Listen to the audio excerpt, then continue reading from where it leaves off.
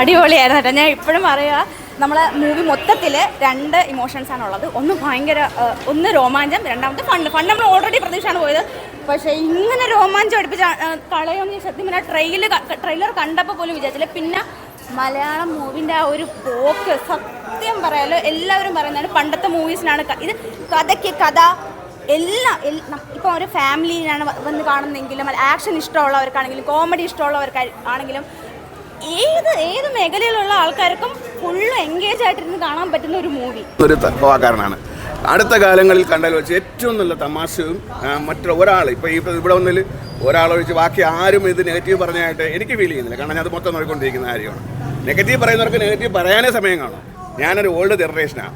ഈ ഓൾഡ് ജനറേഷനിൽ എനിക്ക് ആ പടം ഫീൽ ചെയ്യണമെന്നുണ്ടെങ്കിൽ എന്നുവെച്ചാൽ ഇത്രയും നല്ലൊരു ഞാൻ ഇഷ്ടംപോലെ എൻജോയ് ചെയ്യും. പടം വൈസ് നോക്കുമ്പോഴത്തേക്കും ആട് 1, 2 1 ഒരു പരാജയപ്പെട്ട പടമാണ്. അത് 2 വന്ന് ഹിറ്റായി.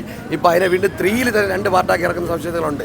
പടത്തിലോട്ട് വരുമ്പോഴത്തേക്കും ഫസ്റ്റ് ഹാഫ് ഒരു ഓക്കേഷ് ഫീൽ ചെയ്തത്. കാരണം പ്രസൻറ്റ് പോർഷൻസ് പിന്നെ ഫസ്റ്റ് ഇത് രണ്ടും കൂടെ കണക്ട് ചെയ്ത് പറഞ്ഞ ഒരു രീതിയിൽ കുറച്ച് കാര്യങ്ങളൊക്കെ നമുക്ക് അവിടെ ഒരു ഓക്കേഷ് ഫീലാണ് നിർത്തിയത്. പക്ഷേ ഫസ്റ്റ് ഹാഫിലെ സുൽത്താൻ പാട്ടും വേദികയുടെ പെർഫോമൻസ് കാര്യങ്ങളൊക്കെ പക്കയായിരുന്നു.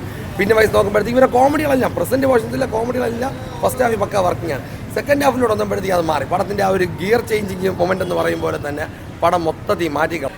ഉറപ്പായിട്ടും പെരുന്നാളിന് ഫാമിലിയായിട്ട് ആഘോഷിക്കാൻ പറ്റിയ പടം തന്നെയാണ്.